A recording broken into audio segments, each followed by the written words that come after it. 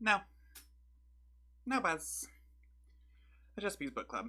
Claire Keegan been on a run recently. Uh, newest book, So Late in the Day, and Other Stories. Sorry, So Late in the Day, Stories of Men and Women, is the latest in this handsome little series. Who publishes these again? Is it Grove Atlantic or something like that? Grove Press. Yeah, her third in this new little series, preceded by Foster last year and Small Things Like These the year before, or something like that. Maybe those were both 2021, 2021, 2022 sounds actually right. And prior to that, she had been published in two collections, Antarctica and Walk the Blue Fields. Walk the Blue Fields is the only thing of hers published in the US, at least, that I'm aware of, that I have not read. Um, and I've liked pretty much all of it, with one major exception being the titular story of Antarctica not being my favorite thing in the world, but we'll get there. Because So Late in the Day is, unlike small things like these and Foster, actually a miniature collection rather than a single story. So Late in the Day is a title story. It was originally published in the New Yorker in 2022. There's a New Yorker podcast with George Saunders where Keegan reads it out loud. I would actually recommend the prose on the page. I think Keegan's a pretty good reader, and it was really interesting to hear like certain things, like the fact that the pronunciation of the main character's name is Kahal, because I just didn't know K or Cathal was more like Kyle than Cathal. Um, but I think Keegan's prose sparkles on the page. As all bees know, she is a writer of dialogue and the particular image that's pretty unparalleled right now as far as I'm concerned. Um, and this goes for it. But it's also an interesting read or listen. But yeah, so that's the title story, and then it is followed up by Long and Painful Death, The Long and Painful Death, which is a 30-ish page story that was originally published in Walk the Blue Field, so was new to me, and then it ends with Antarctica. A story that I think benefits from this context a little bit more. Like the subtitle says, this is stories of men and women specifically. But it just kind of didn't do it for me either time. Yeah, so let's get into it. So Late in the Day, specifically, the title story, what we're here for, as it were, is again a brilliant short story. It is about a man named Kahal who goes to work, and everyone is kind of like, "You good, man?" And he's like, "No, yeah, definitely." And his boss is like, "You want to take a half day?" And he's like, "Oh, I just want to get through this one thing," but he can't focus on it. And he sort of reflects on his relationship with this woman whose name I didn't write down, but it is Sabine. That's funny, considering the next one. No, the next one, the one after next of this series, whatever.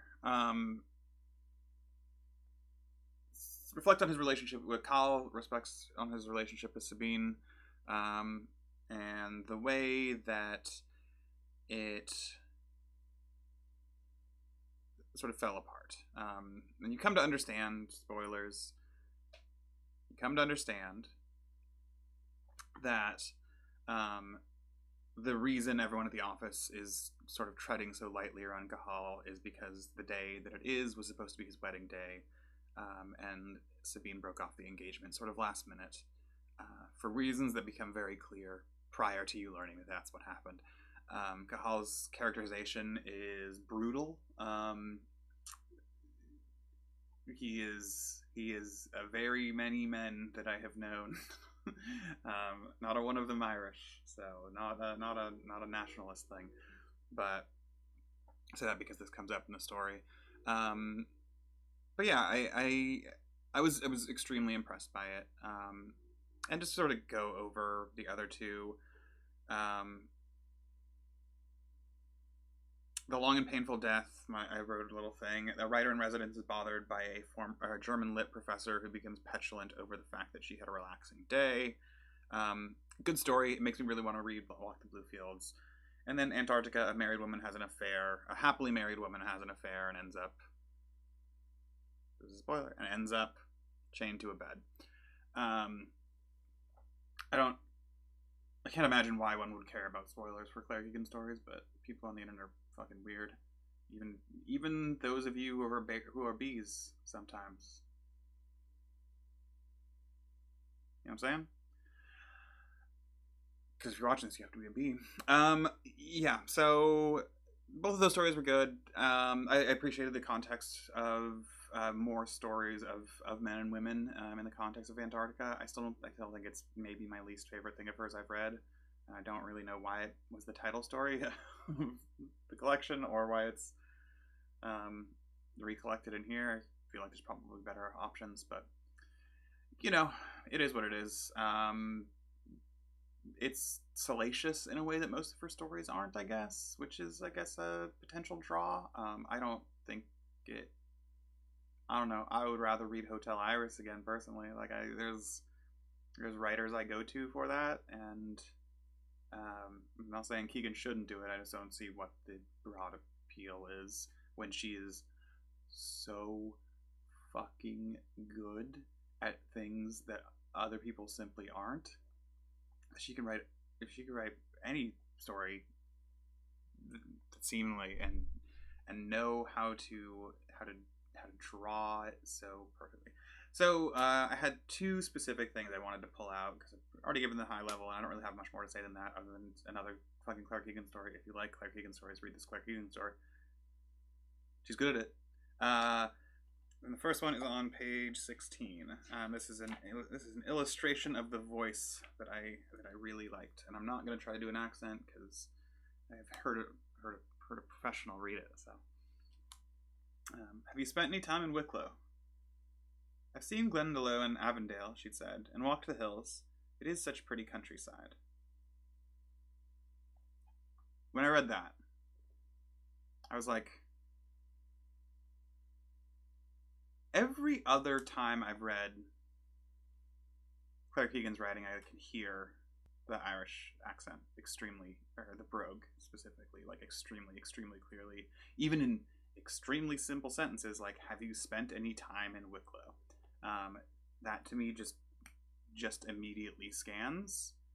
And then I read the second, or the response, right? I've seen Glendalough and Avondale, she'd said, and walked the hills. It is such pretty countryside.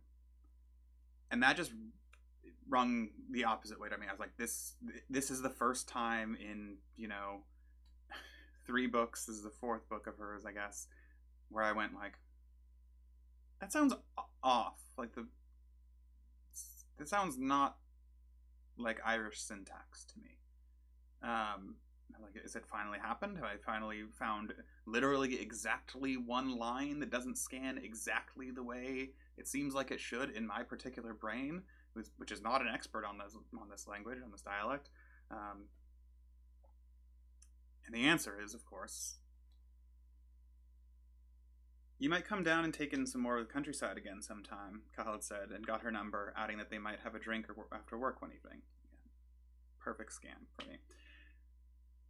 You might come down. Next paragraph. Things were lukewarm on her side at the beginning, but he didn't push. Then she started coming down on weekends and staying over. She had grown up in Normandy, near the coast, and liked getting out of the city, liked the town of Arklow with the river running through it, the second-hand bookshop, and the nearby beach where she often walked the Strand barefoot, even in winter. Her father was French, had married an Englishwoman, but her parents had divorced when she was a teenager and hadn't spoken since. She's like, it is such pretty countryside. Is the Englishwoman? Is the mother's Englishwoman coming out? And I was like, I am not an expert. I am not an expert in this, and it was so utterly jarring to me to be like, that sounds a little off in a direction I can't quite apprehend, and then 3 sentences later, it's just like, oh, here's exactly why. Here's exactly why. And I'm not saying that an Irish person with an Irish accent couldn't say it is such pretty countryside. I'm saying it didn't strike me in that moment as having the distinct style of Brogue that Keegan is so fucking good at writing. And I was like, what's happened here? And then the answer, just the answer, just there it is. And then I had one more note. It's long. I don't know, so 2.5 pages or so.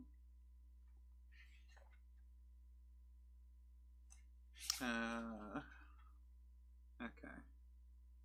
That's like I'm gonna read a little over a page, maybe a page and a half. I didn't write down why I wrote this down. So we'll see what I got to say about it. Oh, now I remember. After a while, he put his head down on the cushions, which were soft, and let his mind fall into a series of difficult thoughts, which he labored over. At one point, something from years ago came back to him. His mother standing at the gas cooker, making buttermilk pancakes, turning them on the pan. His father was at the head of the table, with himself and his brother seated on either side.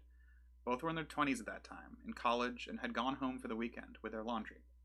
His mother had served everyone, brought their plates to the table, and they had begun to eat. When she went to sit down with her own plate, his brother had reached out and quickly pulled the chair from under her, and she had fallen backward onto the floor. She must have been near 60 years of age at that time. She had married late, but his father had laughed. All three of them had laughed, heartily, and had kept on laughing while she picked the pancakes and the pieces of broken plate up off the floor.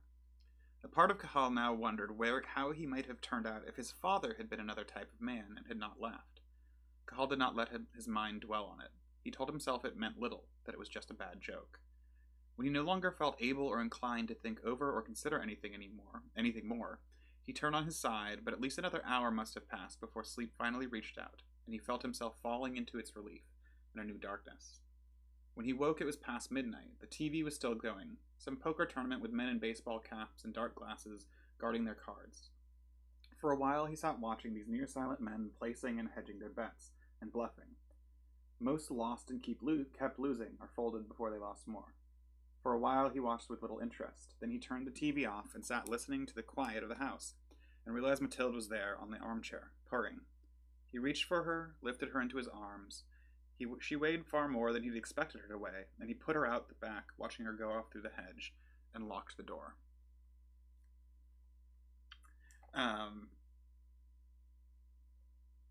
One thing that highlights that I haven't said, this is extremely mundane literary fiction in some sense, right? This is the dance of a man not dealing with his own shittiness. He's a guy who picks up a cat and goes, "That cat's heavier than I thought. Throw her outside." Like a man who thinks, there was that time that like my mom fell when she was like 60 years old and like broke the plates and couldn't eat her breakfast that she'd made for all of us. I wonder if I had a better dad, if I would have turned out less mean. But actually, that wasn't mean at all. That is like the character of this guy. And there's a great scene that I almost quoted, but I didn't decide to ultimately, about Sabine sort of talking him through like what it is, and this is why I said the like this isn't a national sentiment, but she frames it as like, what is it that Irishmen want out of their women specifically, and her answer is pretty brutal, and Cahal's response is basically like, that seems really mean, but I don't see anything inaccurate about it, and I actually feel exactly what you just said to me. And it's nasty. Yeah, so wonderful domestic story, exquisitely written, as everything of Keegan's is I've read. I think even Antarctica I would call exquisitely written. I just don't think it... I think it plays in a space that doesn't quite work. And also the Long and Painful Death is like a joy to read. Like genuinely, I'm so glad I read that, because it's pushed Walk the Blue Fields up my list of things that is a never-ending list of things. that keeps shifting. And anyway, yeah. So Late in the Day by Claire Keegan. It's good shit. Thanks for not watching.